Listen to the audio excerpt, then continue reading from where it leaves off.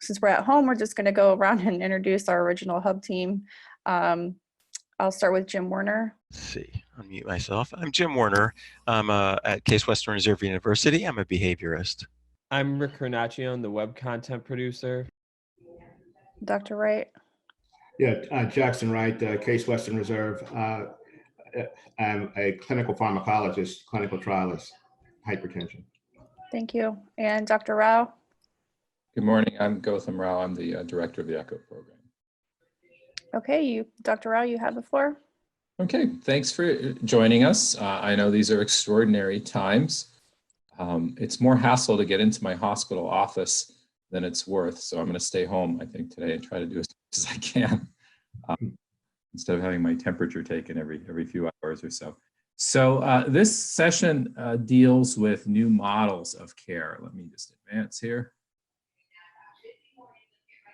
Okay. These are our disclosure statements. Doctors Przinski and Wright, you can read their disclosures as they're shown.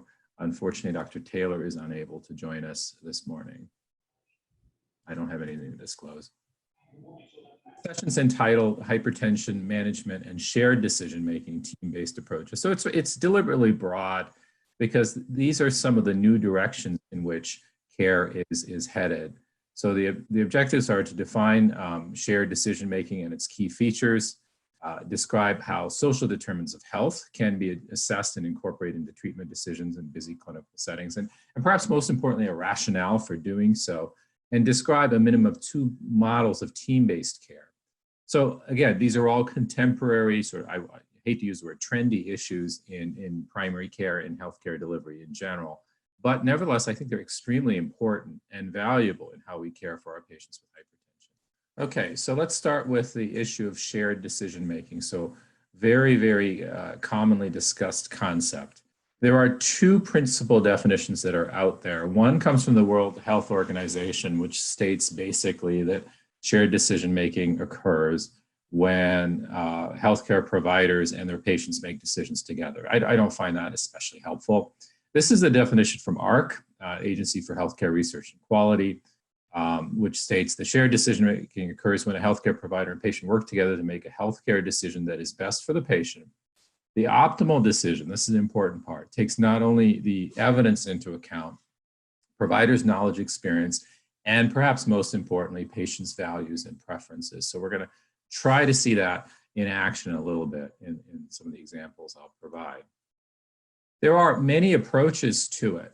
So even though this concept has been around for about 20 years in a formal way, the actual precise definitions and the paradigms vary a lot. It's kind of like motivational interviewing in the sense that, you know, everyone has the same general idea, but how you approach it can vary quite a bit.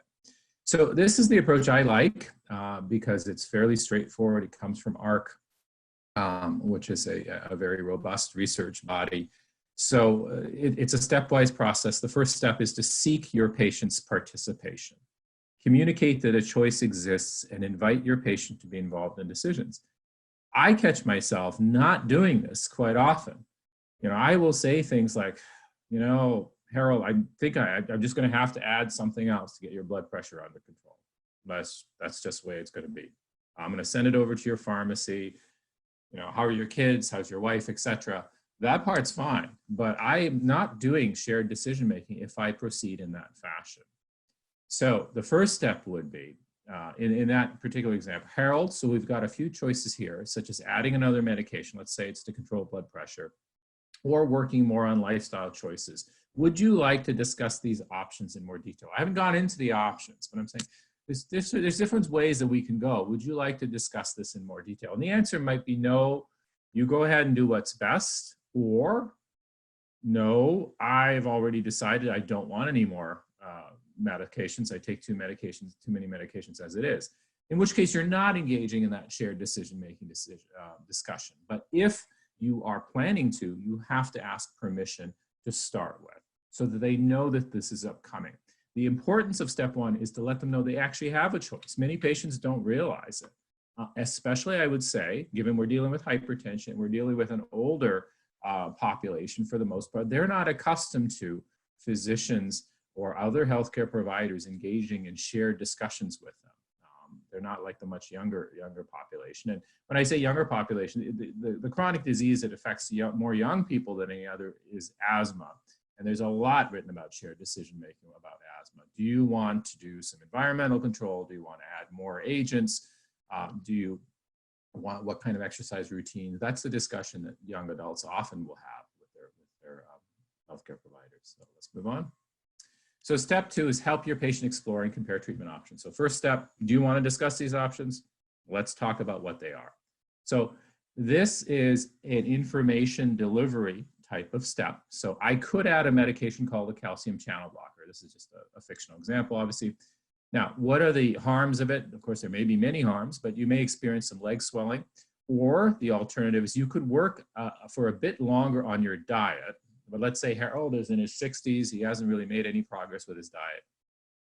But it may be harder to get your blood pressure control under control that way. And that's a realistic outcome that we want to express to this particular patient. We're not saying, well, that's the downside of it. It goes, it might be harder for you to get that under control.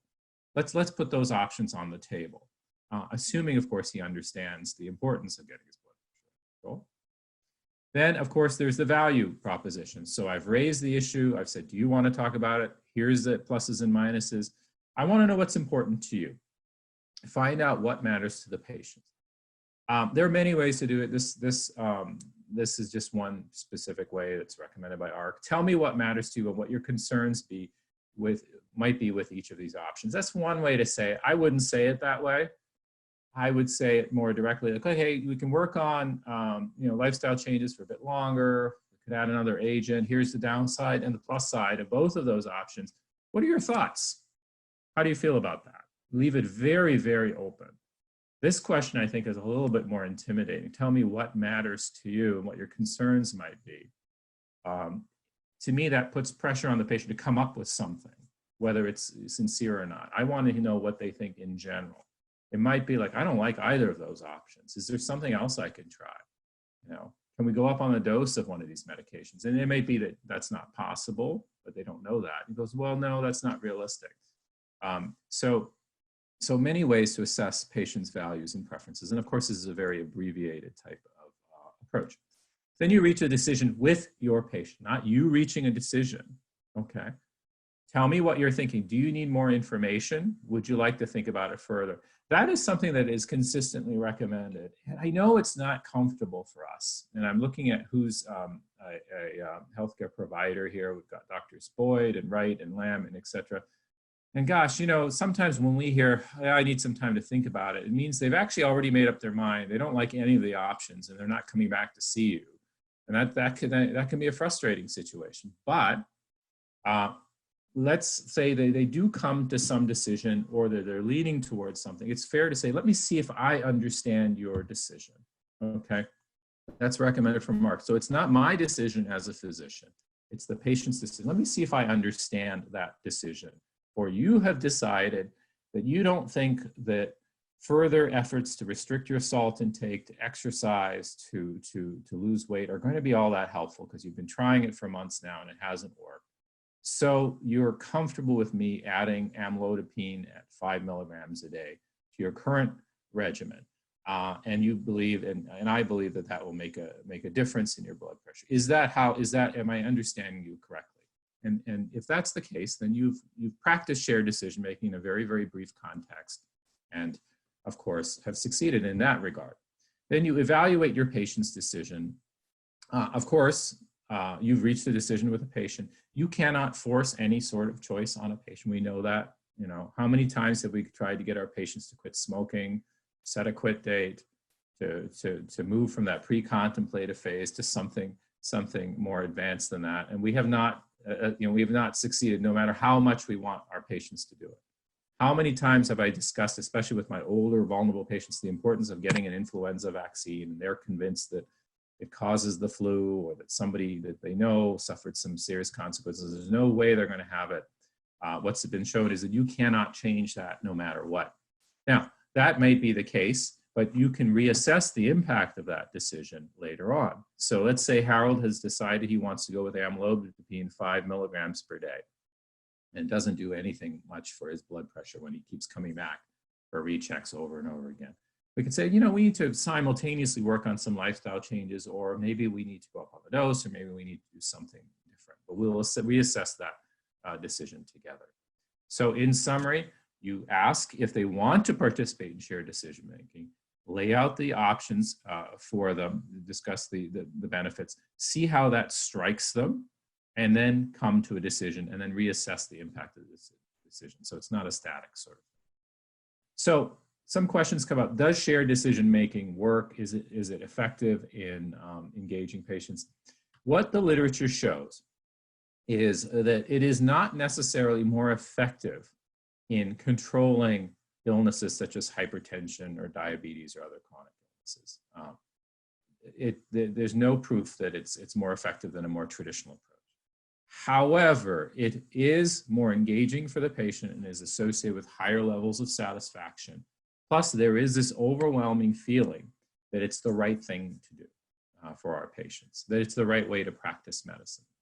And I think in some cases, when patients don't know they have an option, when they're presented with those options and they're able to accept them and monitor them, it may have some effect in the long term in blood pressure control or whatever it happens to be. But so far, you know, from the sort of US Preventive Services Task Force type perspective, can we show that a shared decision-making approach in a controlled trial is superior to a more traditional approach? No, nobody's really shown that yet, which is not surprising.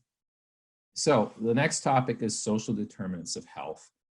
This definition comes from the WHO, which I like. It's the conditions in which people are born, grow, work, live, and age, and the wider set of forces and systems shaping the conditions of daily life. These forces and systems include economic policies and systems, development agendas, social norms, social policies, and political systems. A very broad sort of thing, but it's basically everything outside of healthcare delivery. So why should we incorporate social determinants of health? Here's a rationale. What influences your health status? Your physical environment is about 10%. That includes where you live, air pollution, etc. Clinical care is only 20%. Social and economic factors are 40%, and health behavior is 1%. So you've often seen the statistics cited here in Cleveland, whereby life expectancy in the Hoff neighborhood in Cleveland is about 10 years lower than in the Lyndhurst neighborhood, which is not too far away. I think it's only about 3 or 4 miles away. That gives you an idea that now that's not just the physical environment. It is related to social and economic factors primarily, and to some degree health behaviors and clinical care as well. But clearly, if you are born and raised in that neighborhood, you are significantly disadvantaged compared to others. So how do we incorporate social determinants of health? I looked over the last week and we've tried this in primary care, and actually the Epic electronic health record does now have a pretty robust assessment tool for social determinants of health that can now actually, people at Metro Health, I think, have been using it for research purposes as well. So it's a really, really interesting tool. And it's partly self-completed, partly physician-completed, partly, you know, a medical assistant completed, whatever it happens to be. There are a number of screening tools that are available. I'm not going to click on this one in particular, but you can take a look at it at your leisure. But essentially, they all ask you lots of questions. Again, you think there would be some consensus about which ones were valid and useful and practical. And I didn't find any of them all that helpful. The Epic tool is probably the most useful because it's electronic, but this is a paper-completed tool that comes from the Association of Community Health Centers, so very applicable to the patients that we care for through Cardi-OH, but asks things like, you know, have you experienced any domestic violence, and do you feel safe in your neighborhood, and how much, you know, how much money do you have in the bank, whatever it happens to be, as well as some demographic questions, and comes out with things that are supposed to be presented to your healthcare provider, and they're supposed to make decisions based on it. It's not going to happen. I mean, how often have I, you know, in try to have these questionnaires and things completed in the way to, first of all, I didn't find the questions that easy to understand. So for a population that might be lower literacy, it's not that useful. Here are some approaches I think are better. Now, I don't have any evidence for them, but I've always favored the simplest approach. And I know I've said this at least 5 times in this ECHO series and in other ECHO series. The most effective health services intervention I have developed in the field of pediatric hypertension is simply a sign in the waiting area that says, ask your doctor about your child's blood pressure. It has been more effective than expensive clinical decision support, very expensive ECHO series on pediatric hypertension, nurse training, videos, you name it. None of the CME programs, none of it has been as effective as this sign. And the parent comes in and says, hey, tell me about Johnny's blood pressure. I read that sign out there. It's been more mobilizing than anything else. And I'll talk about why in a moment. These are some questions, and Jim and I ask these questions in our Fit or Me program, which is not about hypertension, of course. And it's not about social determinants of health. However, the insights you get by asking these questions, I find, are extremely rewarding. So talk me through your day yesterday. What time did you get up? What did you do when you get up? Now, when Jim and I asked these questions, we were interested in food intake and physical activity and beverages and that sort of thing. However, the insights you can get about social determinants of health are really intriguing. When somebody says, well, sometimes I get up in the morning, sometimes I get up in the afternoon. I don't have any sort of set time. And what do you eat? Well, whatever's around, whatever's left over, or I'll go outside and see what I can buy. And do you work? No, I'm not working right now. I've been looking for work, but I haven't been able to get a job. And who do you spend time with? Well, nobody really. I watch TV most of the day and into the evenings, and I don't have a set bedtime. Boy, is that revealing about this person's social atmosphere, and it gives you a great glimpse into social determinants of health. Some other questions I've tried, I tried this in Pittsburgh for a long time because we had families that would come from 2 populations, essentially from inner city neighborhoods, such as the Hill District, Homewood, but also from rural areas. And you would ask them, well, how did you get here today? And the family would say, well, we came from McKeesport. We had to take 2 buses, and I had to get off at one bus to go to my job, whereas my sister took him into your clinic today. I said, my goodness, that was quite a trip. And so that gives you an idea of what's going on. Tell me about your family is always a useful question. I know that the question is that's used in primary care, and I think Dr. Stange has actually developed it. Who are the 3 most important people in your life, which is a similar sort of thing. More generalizable than family, which may make people think of a traditional family. And of course, there are valid family units that are not traditional. So you may ask, well, who are the most important people in your life? The question I used to ask a lot of kids for a long time is, and they would love to answer this question. He goes, who are your best friends, your top 3 best friends? And all the little kids, the 7, 8, 9-year-olds would say, oh, there's Jimmy and Johnny and Bill and all these wonderful kids and stuff like that. And it's okay, well, sounds like Bill's a pretty good friend of yours. When's the last time you went to Bill's house? Or, when's the last time you did anything with Bill? And the answer might be, I've never been to Bill's house. And I haven't seen him for 6 months or a year or whatever it happens to be. So that gives you an idea of social isolation. Some more detailed question. If you were to look for a job, how would you go about it? This is incredibly revealing. It's not going to be someone who says, like us, I don't know how I haven't looked for a job. I don't think any of us have recently. But if we were to do that, I mean, if it was a professional person, you'd say, well, I'd go to LinkedIn, or I'd call someone that I knew as a contact where I wanted to be, or I'd send out my CV or my resume to people. Most of our patients don't do that sort of thing. They might say, I have no idea. Or I'd go into a place and I'd try to fill out the application and I might have trouble filling it out. That gives you a good insight. If you need to look after a sick relative in another city far away, so not Akron or Columbus, but in Los Angeles, how would you get there? Well, most of us would say, well, if that was the situation, I'd go online and go onto Expedia and find myself an airline ticket and charge it to my credit card and make sure my TSA pre-check was up to date, and then drive out to the airport and park in the park and fly and get through the airport. And then I get to LA and I would take a Uber or a Lyft to where my relative was staying and maybe find, if I needed to find a hotel close by. That would be what I would do.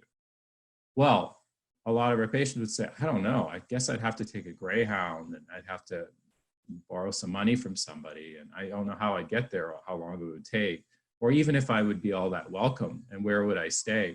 If those questions are coming up, that gives you a glimpse into the lives of our patients. So let's move on. So the why and how are two different things. Why should we assess social determinants of health? There are people like Adam who've done a lot of work in showing that social determinants have an enormous impact upon health outcomes. There's no question about that. But from the healthcare delivery standpoint, why should we do it? Well, there's two major reasons. And this comes broadly from the literature if you distill it down to two things. The insights you gain can help guide your care, okay? You know, I want you to watch this wonderful YouTube video about the impact of hypertension on your arterioles, or on the impact it might have on chronic kidney disease. And if you understand where your patient is coming from, you might not make that specific recommendations. That might be over there, you know, that might be hard for them to understand. Or, you know, I just want you to maybe come home and start cooking around 6 o'clock after you get home from work. Well, maybe that person has a serious domestic violence situation. Maybe they don't feel safe. And so cooking or doing anything for any length of time at home is not an appropriate sort of thing. So it can help guide your care. But here's the most important thing. It's not always going to guide your care. We're not always going to make choices. We cannot solve our patients' social problem or even alleviate some of the factors that make it hard for them to get the best possible care. But we sure can demonstrate empathy and build trust. So if I say to someone who says, oh, I don't really have anybody to talk to, and I spend all my day watching TV and I don't have a set bedtime, I will often say things like, you know, that sounds kind of rough. You know, that sounds like a really challenging situation for you. And I can tell you that when it's sincere, they start to feel that you are definitely there to help them. You're definitely there to build trust. And that can be valuable for the relationship as well. So that's the rationale for it. So final topic is team-based care. A lot has been written about this. There's hundreds and hundreds of articles, different examples that come from major agencies. And I'll talk about some of the limitations of this in a moment. So this is one example of what a team-based patient visit looks like, whether it's for hypertension, diabetes, or whatever it happens to be. So the nurse or medical assistant manages the first component of the visit, including updating the medical record, closing care gaps, and obtaining an initial history. When the physician joins the appointment, the nurse, medical assistant helps document the visit. Physician portion of the note is complete. He or she can review the note, make modifications, sign the note. Team member that emphasizes the plan of care with the patient, conducts motivational interviewing, uses a teach-back method, et cetera, et cetera. So why is this team-based care? Because each of those team members, the nurse, the medical assistant, the documentation specialist, and the physician have a specific role that they're going to carry out, and they work as a team. They actually know the patient pretty well, intimately. So there's no question this is effective, much more effective than Dr. Lamb or Dr. Wright or Dr. Boyd or any one of us just trying to do all of this by ourselves. Mary Lee Clemens has a pharmacy background. They are often members of the team and extremely valuable in my experience. What problem are we trying to solve? What's the issue? Why, you know, I know what blood pressure medicines are out there. I mean, I have a better knowledge now thanks to people like Jackson, but I mean, I know what's out there. I know what I should do, but I still don't do it. Why don't I do it? Well, clinical inertia is a pretty well-described phenomenon. So let's say Dr. Lamb and I are in practice and one of his patients comes in with a blood pressure 180/110. And he's already got her on chlorothalidone. He's got her on an ARB. And they seem to be at pretty high doses, but the blood pressure's out of control. And I say, gosh, you know, he's my partner, but I really should intensify your blood pressure. But, you know, why don't you come back and see him in a week?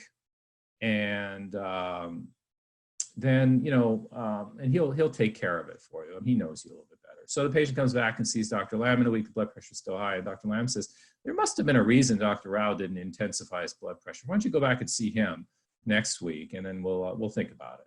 And this goes on in some fashion. That's an exaggeration. It goes on in some fashion or the other for months or years or indefinitely sometimes, where there is this clinical inertia, this unwillingness to intensify, to take the next step, to maintain the status quo in the hope that things will improve. Now, clinical inertia is a very specific phenomenon.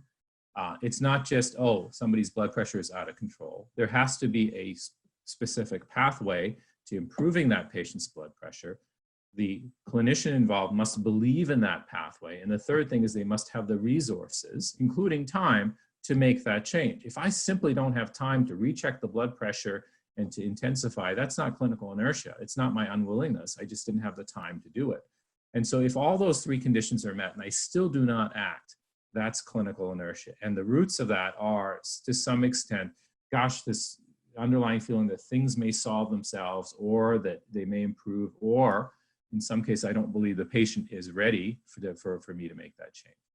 One thing all team-based care approaches overcome clinical inertia, obviously, but one thing that all have in common is that they involve unburdening physicians or other healthcare providers in caring for patients. That's what it's all about. You're distributing the workload broadly. Now, I just told you that about shared decision-making and identifying social determinants of health. So while unburdening might be a prudent and wise approach, it requires more resources, right? So there was a report about the chronic care model and patient-centered medical homes published recently that showed that even though the chronic care model has been around since probably the late 1980s, and the PCMH concept at least 10 years, if not longer than that, especially in pediatrics, but it's what's been shown that even though those concepts have been around, the uptake has been rather poor. And the reason is that they require a lot of resources. They require extra people, extra training, motivated people to participate. And of course, when you throw more people and more money at a problem, of course it gets better. But how about a different approach where the patient is a member of your team? And that's the whole idea of patient empowerment, which we have recently developed some research proposals around for type 2 diabetes. I told you about the example of trying to get a child's blood pressure under control. Peter Pronovost, who was our chief clinical transformation officer, has a lot of expertise in looking at care from a defect model. So if your blood pressure is not under control, if you did not receive counseling about salt restriction, you did not receive counseling about diet and exercise, that represents a flaw in healthcare delivery. And patients have the right to demand care that is free of flaws. And I believe very, very strongly in this. It is consistent with a social justice type model. So we often, in Pittsburgh, there's a community called East Liberty, where I worked very closely for 15 years. And the people who lived in that community were very successful in lobbying for better public transportations, safer schools. And I said, well, you're doing all of this and you've had an enormous success in this community. So why do you have McDonald's and Burger King in your neighborhood, that are really there because they want to make money. They sell food that's deliberately unhealthy. They know it, and they know they're targeting your children. And actually that resonates with people as well. So when you tell a patient, look, you really ought to be on a newer agent for your diabetes or hypertension, it can be empowering to them. So the patient is empowered in a team-based way. So they get a picture, and I don't want to go into details of what ideal care for hypertension will look like. They are told this in advance. They come into the clinical encounter with that information and says, it says here that maybe we ought to discuss, from a shared decision-making standpoint, intensifying my blood pressure treatment. And of course, because they're a member of the team and they're the most important member, they can help overcome the clinical inertia that physicians experience. And of course, you're not adding additional people and money and resources as well. So just another way to develop team-based care. So this is an example of team-based care from Million Hearts in Cincinnati, which in FQHC. I included it because it is here in Ohio, but this used electronic health records to a very significant extent. I like it because it involved dental professionals. I used to give a grand rounds at the University of Pittsburgh School of Dental Medicine every year for many years, because the mouth is a gateway to cardiovascular disease, which most dental students didn't understand. Most physicians didn't understand either, that if you have a lot of plaque, if you have a lot of poor dentition, you almost certainly have atherosclerosis as well. People don't know that. So they actually wisely incorporated dentists into care for hypertension control, which is wonderful.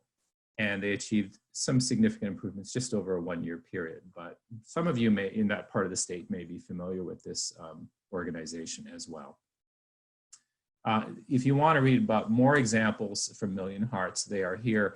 Why do we read these examples? Because what you can do is look through some of the examples and see what resources you already have in place in which you could actually adopt the models that are there. I know some of you are already practicing team-based care, and very, very successfully. For those of you in that position, I would urge you to also consider patient empowerment as a tool as well. Okay, thank you. Any questions?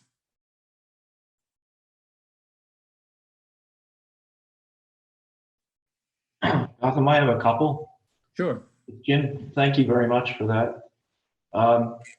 One is, have they actually, even though they're being recorded, have they looked at physicians' conversations with patients to see how many are using shared decision-making? I know there was a lung cancer screening trial where Medicare requires that you have a shared decision-making before you do it, and included pulmonologists and primary care, and only one doc, it was a fairly small study, but only one actually used the principles that Medicare required actually for payment to be able to pay for lung cancer screening. And I wondered in general whether this has been looked at in hypertension and other. And then the other is, with all this move towards telehealth, do you think that will help improve shared decision-making in a way, or will it, you know, do we have any actually data about how that could change this approach?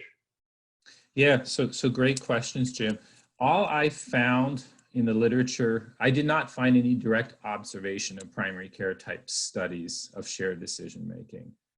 There is direct observation of other techniques that use some principles. I mean, there's a lot about motivational interviewing, for example, you know, observing people, are they really doing motivational interviewing? The studies I found about shared decision-making are, I train you, for example, to do shared decision-making, you agree to do it, and then you train another group to carry on as they usually do, and they compare the outcomes, those, and they haven't shown a lot of difference. They show the patients are more engaged, but in terms of actual outcomes.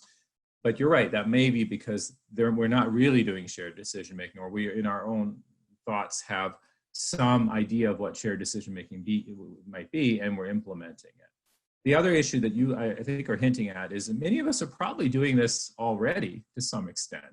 You know, and depending on the nature of the problem, you know, you think about screening for prostate cancer, you lay out some options and then say, you know, this is something we can do, or you can defer it. How does it strike you? We probably do a lot of that stuff already. But nobody has studied that systematically that I can find. The second question about telehealth is really, really interesting to me. I don't think anyone's looked at how that can influence shared decision-making. You probably, like the rest of us, I mean, I think Jim is going to start telehealth today.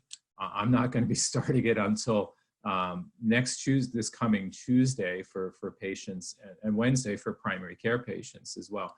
So my gut feeling is, because there's going to be more verbal interaction in a telehealth encounter, or there has to be by necessity, right? I think our history taking is probably going to be lengthier and probably more thorough, because that's what we are essentially going to be relying on. It's another thing when somebody comes in and says, my ankle hurts, and you're able to actually feel it and do things. Whereas in a telehealth encounter, you really got to be a little bit more careful. So it may lead to some more collaborative discussions that take place. And also, I think the patient may feel less pressure to agree with your treatment plans because there is that physical distance between you. It's different when you're actually sitting in front of you, and you as a doctor can be quite intimidating and say, well, Mrs. Green, this is really what I need you to do. Whereas if they're separated, perhaps they might feel a little bit more independent, but we'll have to wait and see. I think we're a couple minutes past where we need to be. We can move on to our case.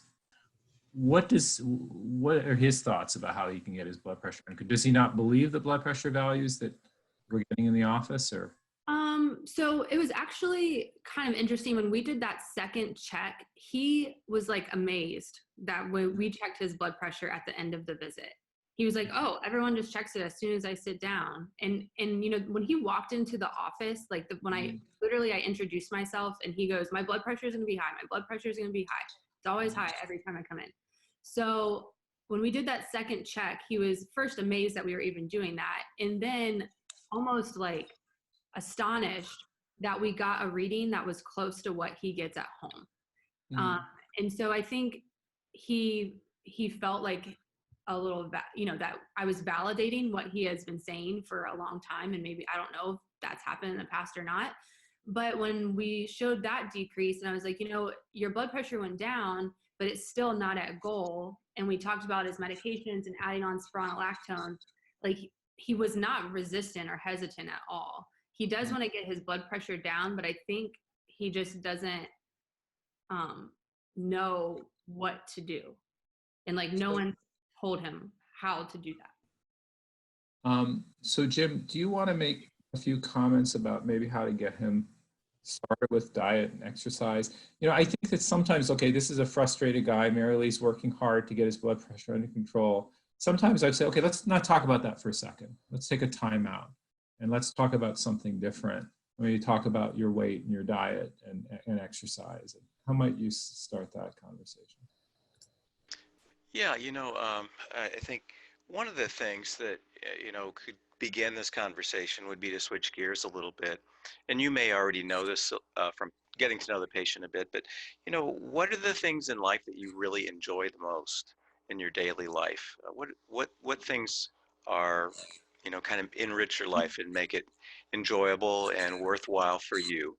And then, getting to know what those things are and what kind of his values are. What does he really value in life? What's important to him?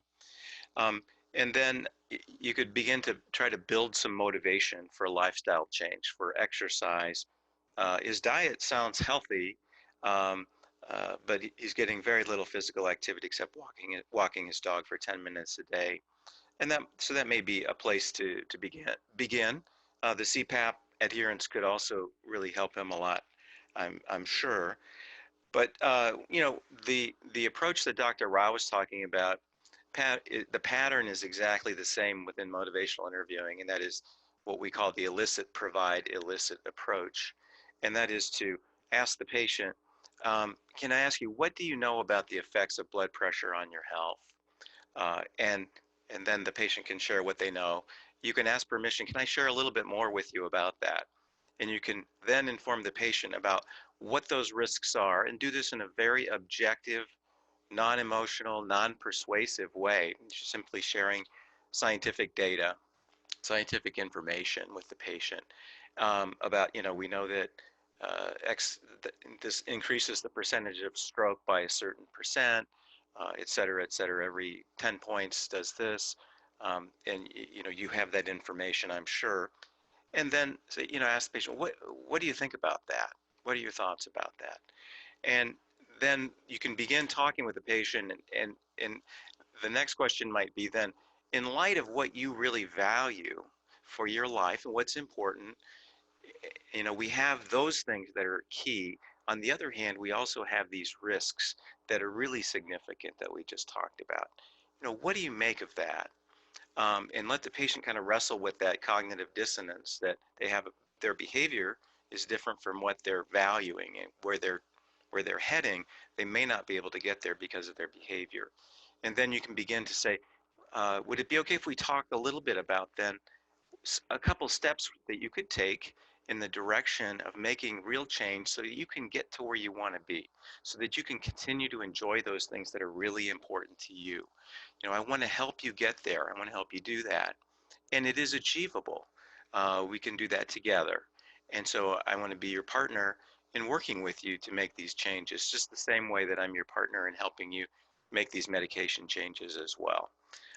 So that's just sort of an outline using the shared decision-making approach, which is patterned, you know, completely and consistently with motivational interviewing, which you may have already learned as well, to engage the patient, ask permission to share information, get the patient's thoughts about that information, and then allow the patient to weigh those risks that you may have discussed then in light of what's really important to that patient and what they want for their life. So that's just an outline that you might be able to use in working with the patient going forward for lifestyle change. Thank you, Jim. That was great. So, I mean, I might preface that discussion by saying, look, let's not talk about medications for a second. And Dr. Boyd and others have pointed out that this uncontrolled, untreated, essentially, obstructive sleep apnea is certainly not doing anything good for his blood pressure. So you can say, look, okay, let's talk about it from a shared decision-making approach. We can add another medication, but I know that you're frustrated with that whole approach. We can work on your sleep apnea, we can work on diet and exercise. Is it okay if we discuss some of those choices and the benefits and risks of those in exactly the same way that Jim just outlined there as well? So very interesting.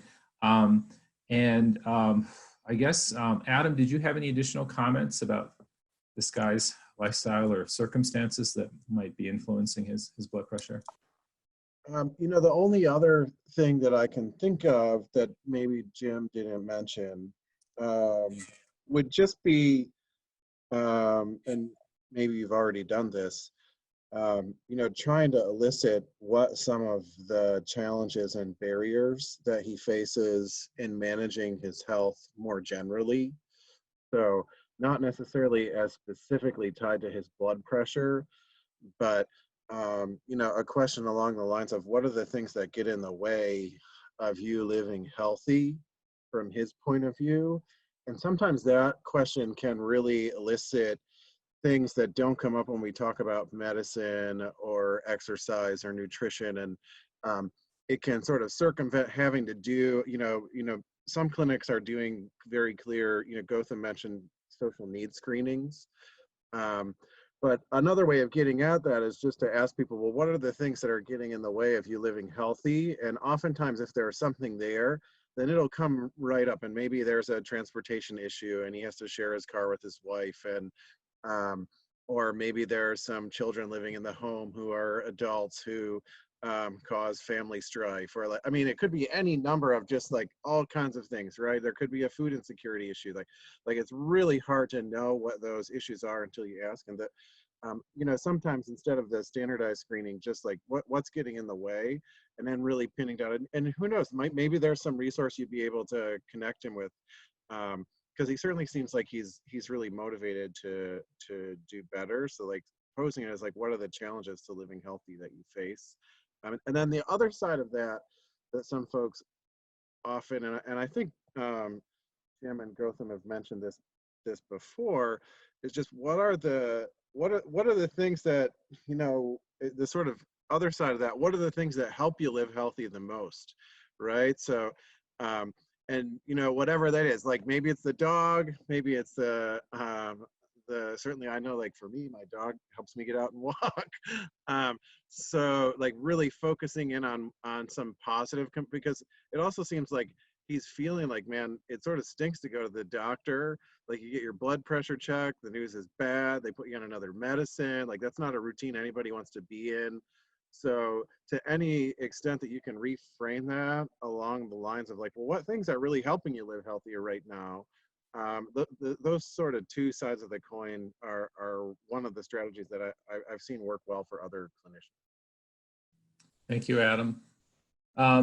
Jackson, the last word to you, and I can tell you that I would be pretty much in the same position as Marilee. She's on 6 agents, and I'd be lost as to how to switch these around or what changes to make. So, Yeah, I guess a couple points. And we have a 61-year-old Black man with a BMI of 42, diabetes, heart failure, preserved ejection fraction, obviously due to his likely due to his long-standing hypertension.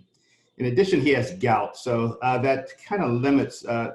I assume that's one of the reasons why they did not can't take a thiazide or have challenges in taking a thiazide. His home blood pressures are lower, but still about 20 to 30 millimeters of mercury higher than the target. Mention has been made of sleep apnea, has been which yeah, certainly a better use of the CPAP will reduce the blood pressure some, but generally not much. Quality of life and mortality is well, quality of life is improved. Mortality is reduced with potentially with sleep apnea, but generally the studies have not shown dramatic reductions in blood pressure in patients with sleep apnea who are treated with CPAP.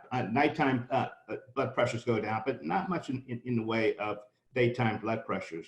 Renal artery stenosis is certainly could do the imaging study, but even if you found it, again, the revascularization of renal artery stenosis again has only about a 30 to 50% chance of having significant reduction in the blood pressure.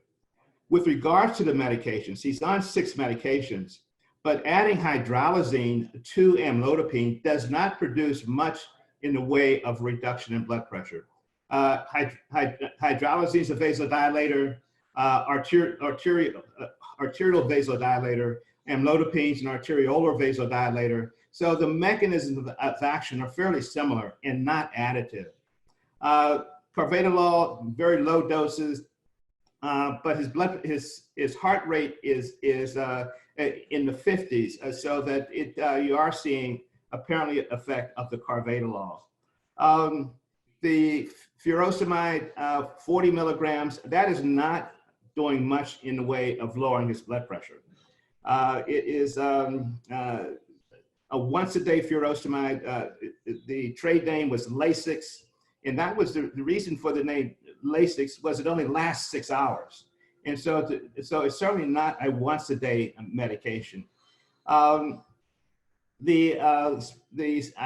suspect that when he comes back after the dose of spironolactone, his blood pressure will be lower, although probably not very, not normalized. I think, to be honest, he has the gout, and that's the challenge. So that one of the things, one of the tricks is, I'm sorry, Marilee knows, the losartan, the ARB, does slightly reduce the uric acid level. It hasn't shown studies saying that it prevents gout or has any effect on reducing gout attacks, but that may be the RAS inhibitor that I would use. Particularly in a Black patient, you certainly have the lower risk of angioedema long-term also. So that I think in this patient, even with the gout, I think you're going to have to go to adding a longer acting thiazide in this patient in order to achieve get anywhere near the blood pressure target. And even if it means the addition of allopurinol to prevent the gout attacks. I think you're going to have to, I think likely you're going to end up having to bite the bullet and giving him the allopurinol. You may want to wait and see if he has if he really objects to the gout attacks or becomes very symptomatic, then you may want to prophylax him. And I think that becomes the major decision. So that bottom line is you can get rid of the hydralazine. I'd probably, for that matter, consider probably is not getting much in the way of, I'd save the carvedilol. So, and and certainly the furosemide, continue the spironolactone, go with chlorothalidone, and consider adding allopurinol. That, I think, will probably give you the best bang for your buck. So final question, Jackson, from Dr. Boyd, and I was wondering about this too. Would you consider nitrates at all? No. Nitrates are not effective in reducing blood pressure in the doses, in the oral doses that we see. It'll give them a bad headache too. No question, especially without the beta blocker. Okay. All right. Thanks, everyone. Shannon, back to you for a moment. Thanks, Marilee, for presenting today. That was your third presentation, and I appreciate your help. Please register on our website if you wish to watch previous Echo clinics, or if you've missed any of our clinics. Next slide, please. You have received 2 surveys this morning. One is a regular post-clinic survey. The other is a feedback survey.